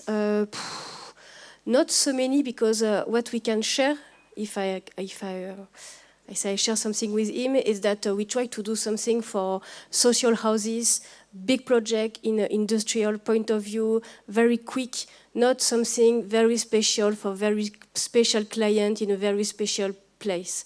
So this is what we share. And I hope there is not so many difference, because I really like all the process, and in Paris, but also all in Alger. For me, it's really a model, because he was able to make it in an industrial and very fast way. Not way. Who owns the quarry? No, I did. I hope I will not have the same end than him and spend time in prison. I don't own a quarry. I would like. If somebody sell a quarry, but not in Switzerland because it's not anymore a good stone in Switzerland. But there is different company, and for us now to have a low price big block, we need to go in France because there is still all the sector of a big piece of stone in France. So this is 3 different quarry in 3 different places in France. But also now we are looking for place for quarry in Italy, Germany, all around Europe. Because as soon as it's less far than 500 kilometers, we are always very light as a question of carbon. If we are more than 500, it starts to be not so good, but we can go to 500 kilometers. Okay?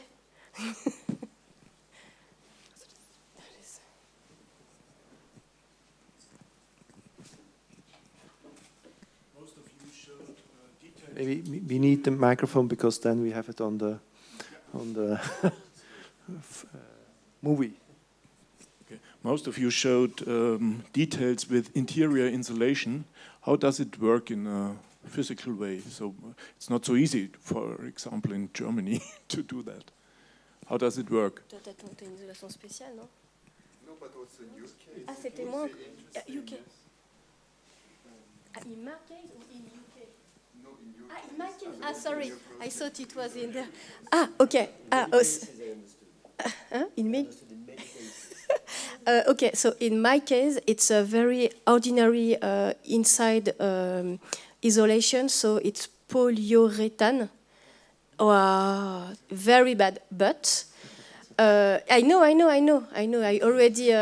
It's okay. I totally assume this because as we are in the very low price social houses in Geneva, we need to make a balance between what is very important and what we can find some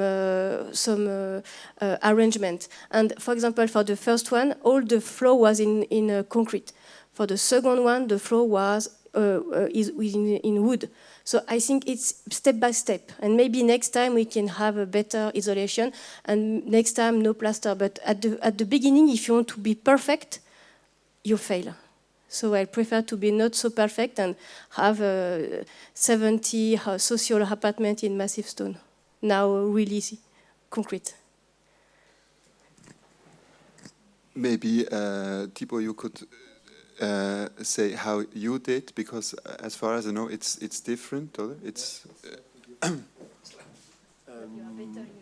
No, I'm not saying I'm not better in insulation. It's just in the 3 cases I showed, it's the same insulation. It's hempcrete, so it's the mix of one part of the stem of the hemp mixed with lime, just like you said.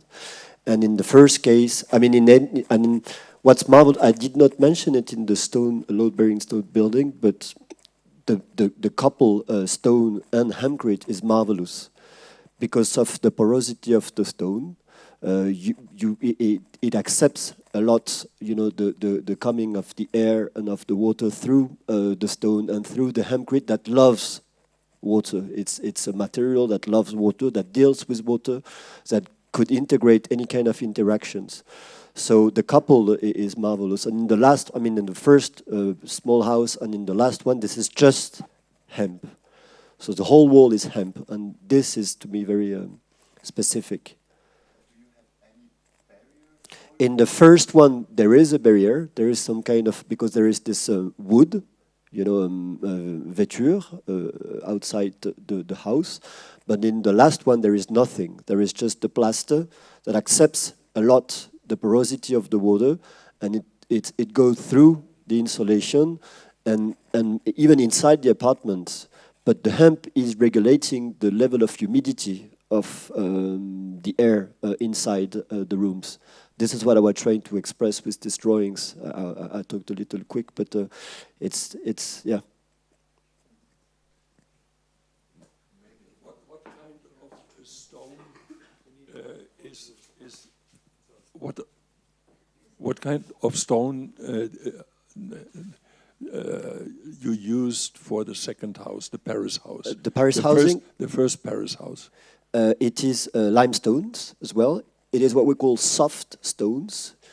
To just describe it a little bit, it has from 12 to 13 megapascal of compression, so it's very soft. It is a stone that you can really cut with your nail, but it still gets the loads of the building, and it comes from southwest of France. And you're right, Marlène is right. It's less than 400 kilometers, which maintain this ideal, level of carbon footprint in the displacement. And it is called Pierre de Bretignac. The quarry is called La Carrière de Sireuil, and it's extracted above the ground. And it's 35 centimeters on the first floor, and then 30 in the next floors. Are you the same? Yes, I know.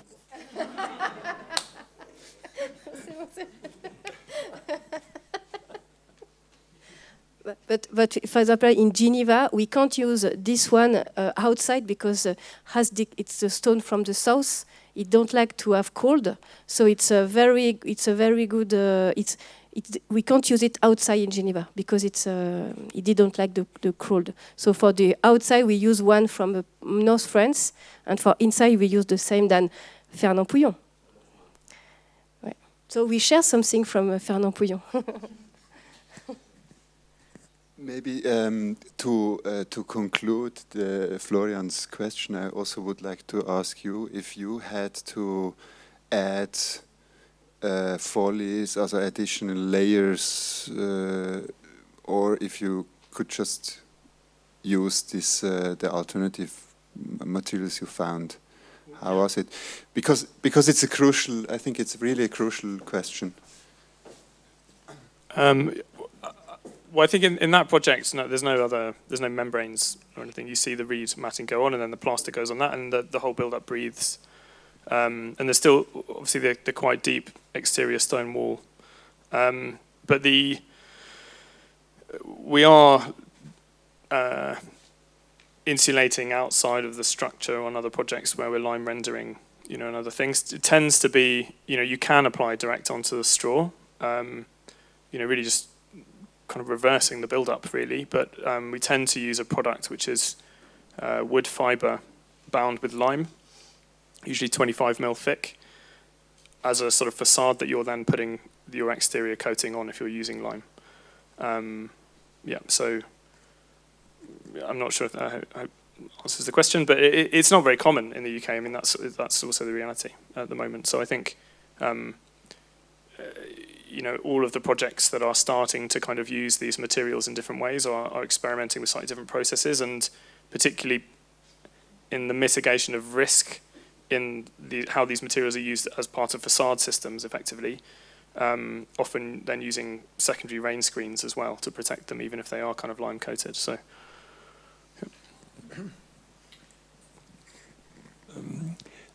Der Hanfkalk. Ist es nötig, dass es Hanf ist, oder geht es auch mit Stroh?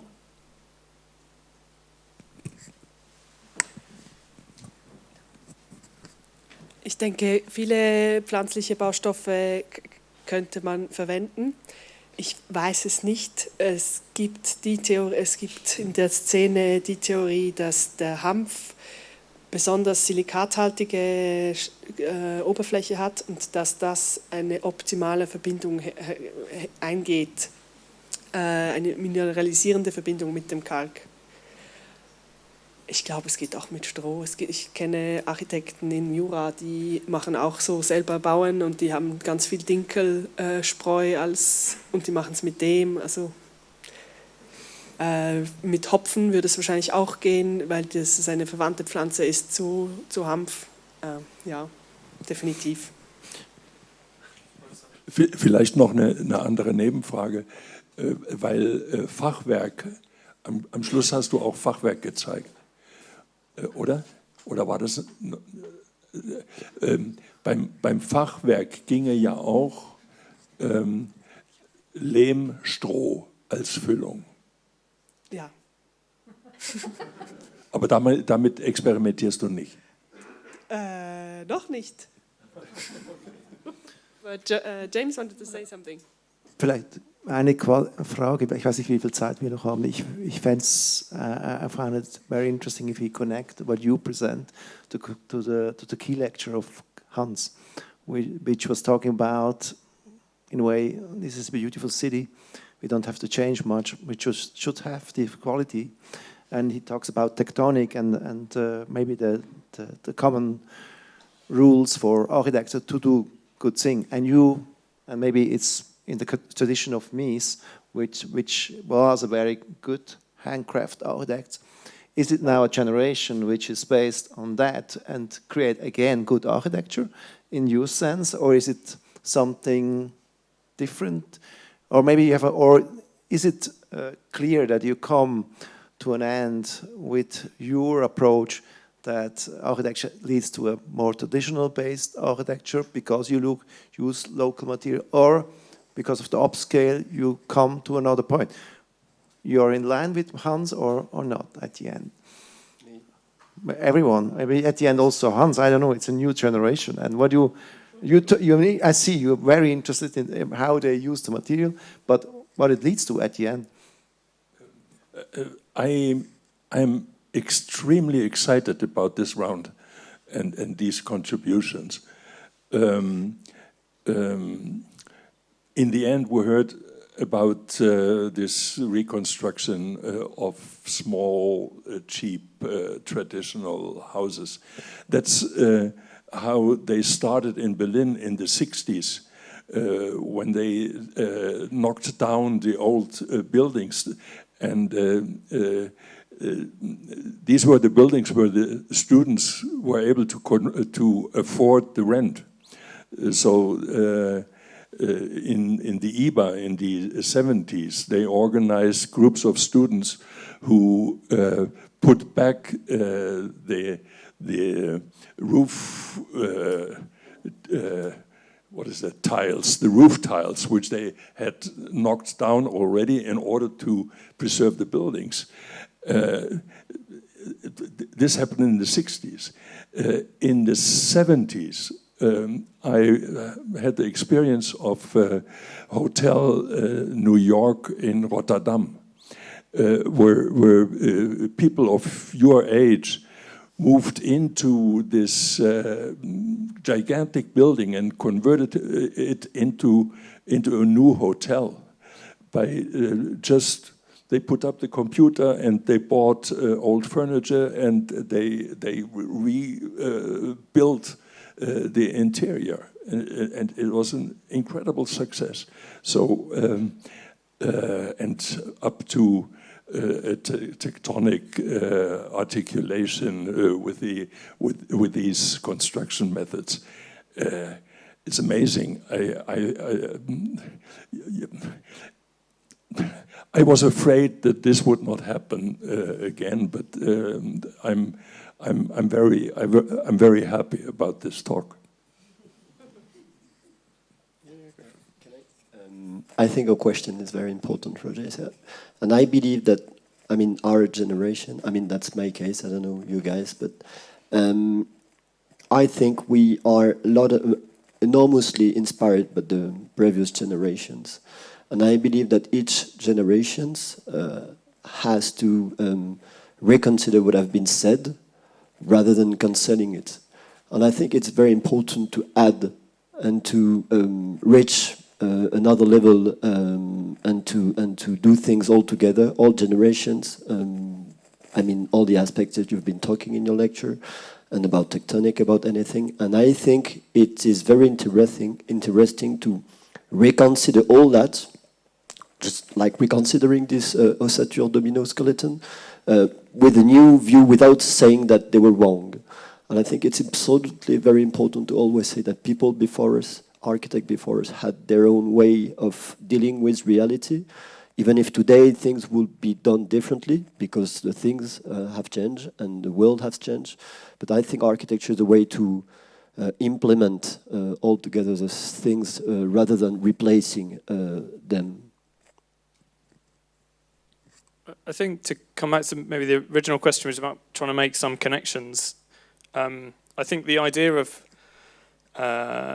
just how difficult, the thing that we really enjoyed and enjoy generally about working with existing buildings is that when buildings that are built today tend to be of so much more limited material quality.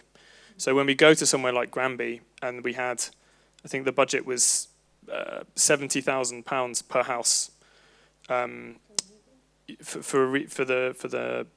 that was the price of a new build, and we had to build for less in order to convince them that knocking them down was not the right idea.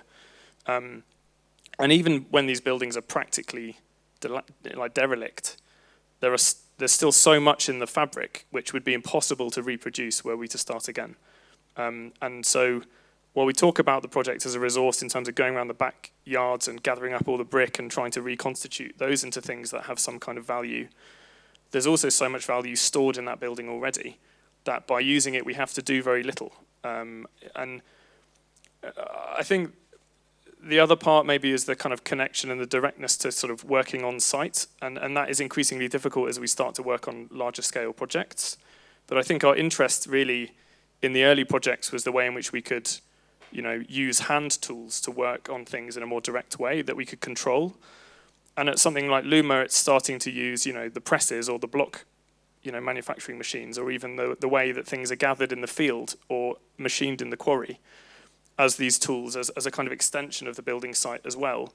Because I think that the sort of separation of knowledge, like you described with the engineer, these kinds of conversations which, I think otherwise mean you're ceding so much knowledge and control when you're only accessing the way in which the kind of technical consultants understand how to build. And I think by working in that more direct way, you're able to bring in the knowledge of people, also like you were talking about, Delphine, like whether it's the artisan or the person who's been manufacturing blocks all their life and can tell you what the flaws are going to be in the process much earlier. I think those are the things which, for me seem kind of interesting. Like it's not to go back to a kind of parochial or romantic association with the construction site, but to think actually about how simple kinds of industrial machinery enable a kind of intermediate kind of production that is quite economical but also quite rich. I think that's very important to us, I think. But then we are talking about a completely different kind of economy. I mean, working with hands, where do the people come from, and how do you pay them, or how does that happen? We can talk about that in more depth afterwards, maybe. But I think, tell me if you want to move on, huh? Yeah. Maybe a good example was in the Granby workshop, the desire there was not to try and make very kind of unique individual craft objects, but to try and use machinery or processes which do allow for kind of mass production, and you do learn a certain skill, but it's quite easily replicable. But that somehow we introduce into that process an element of chance. So in, the mixing or the firing of something that produces a uniqueness without having to invest in this kind of very highly skilled craftsmanship, which then allowed us to be able to make these more ornamental, decorative things. Almost guilty about offering ornament and decoration in such kind of cheap housing, but to be able to offer that without then the price tag that always comes with a very unique object that's been made by a craftsperson.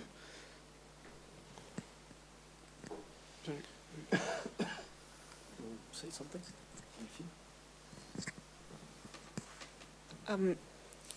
Maybe we should also ask ourselves, why is labor so expensive? Why is our taxes on money you got from labor higher than taxes on money you get from having money?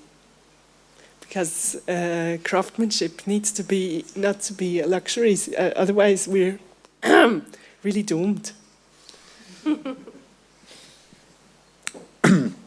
Yeah, I think now we really touch big questions, but I completely agree, or that it is one. Also, is a different way of building possible without also changes in the economic system. So for me, I'm still surprised and also impressed by the Geneva project, that this is possible with, what did you say, 600-700 francs per cubic meter?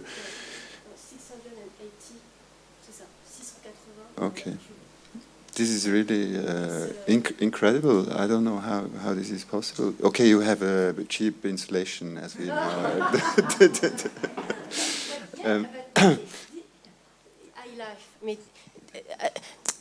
This question of isolation and everything, it's not. This is also the point, because as soon as we try to do something to go in the good direction, after we ask you to be absolutely perfect. But no, I think it's already a big change for everybody in the project to have no concrete in the world. We were fighting for 4 years, because when we win the two competitions for the two buildings, people, they don't want the stone. They want the building the cheapest as possible. And they were very afraid when they realized that was in stone, because they say, okay, they are very young, they want to play, but as the first meeting, we will change the project to concrete. But we didn't change anything, and we fight against the client. We never find your perfect client. We don't know where is it. And the question is, if you want to do something, after you need to follow the rule of this imperfect client. And his rule is to have the simple, the industrial system, the most. We are not special client. My client was not like an artist, have a foundation and want to spend a lot of money. No.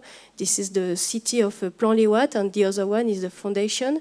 So after, you can't also, if you take somebody in the new place, you can't take him too fast, because it's break. So we just give him a little bit, but the other things, it's normal. And for the question, I'm really happy that you enjoy that we seems to go in the good direction. But in my point of view, it's too slow, because we are everybody. If we come here so far from everywhere if we are here, it's because we think we go in the same direction. But it's so difficult. As soon as we go outside, we realize that we have too few people to go to this direction, and also there is too many boundary to cross. And why sometimes I'm afraid is there is a lot of normalization things like sustainable label or whatever, this kind of label.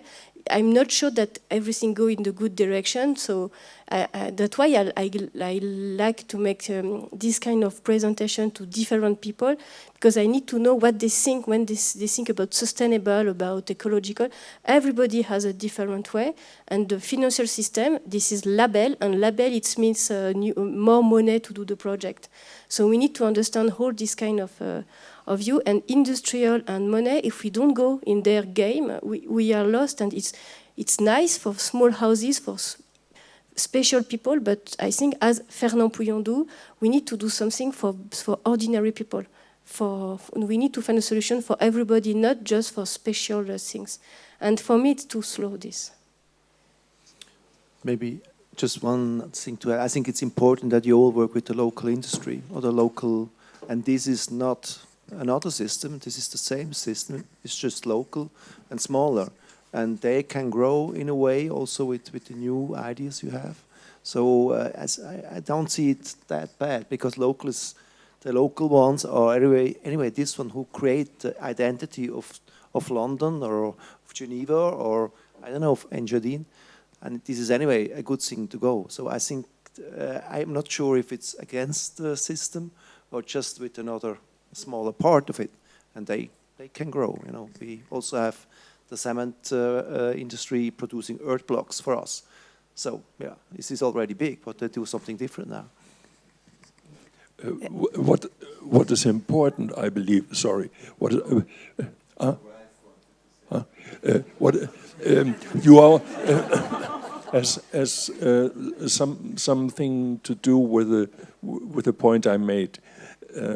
You come from practice. You all come from practice, or you you start with practical questions and with the material, with the location, with this, and that's an exception in architecture today.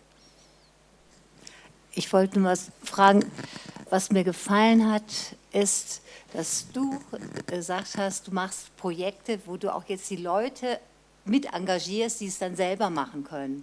Und das ist eigentlich eine alte Tradition der Bauern gewesen. Bauern konnten alle bauen.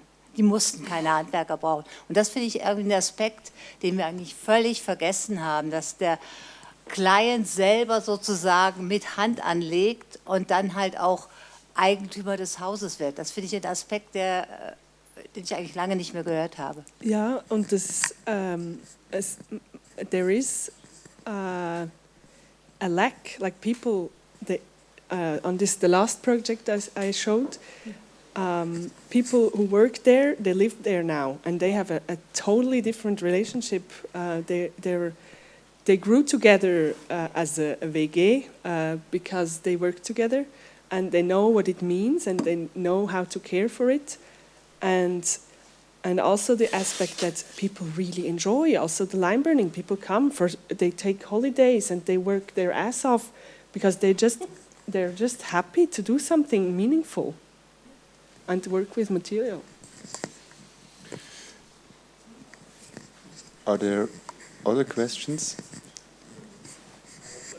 Okay, so very good. Very short. I really don't agree with this idea of bad clients, because I recently had the huge privilege to go to Firenze in Italy with Roberto Gargiani, which you all know, and he described the site of the Santa Maria del Fiore, and he was explaining how the whole city was against him, you know, when he did that building, and he had to organize himself on different small sites around this big, you know, moment of his life, and he had to deal with clients, with money, with everything. And I believe, just to say that, if I'm French, so I'm supposed to complain a lot, but I think I don't believe in bad clients, I have to say. I just believe in, you know, the energy that you put in the project, and I also think that the worse the client is, maybe sometimes the better the project becomes.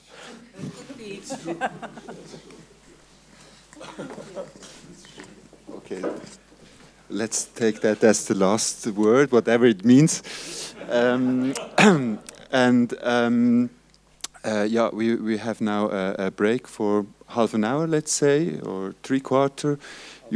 You find something to drink and to eat upstairs. We go to the fresh air and then start with the second panel at around 4. Thank you so much so far.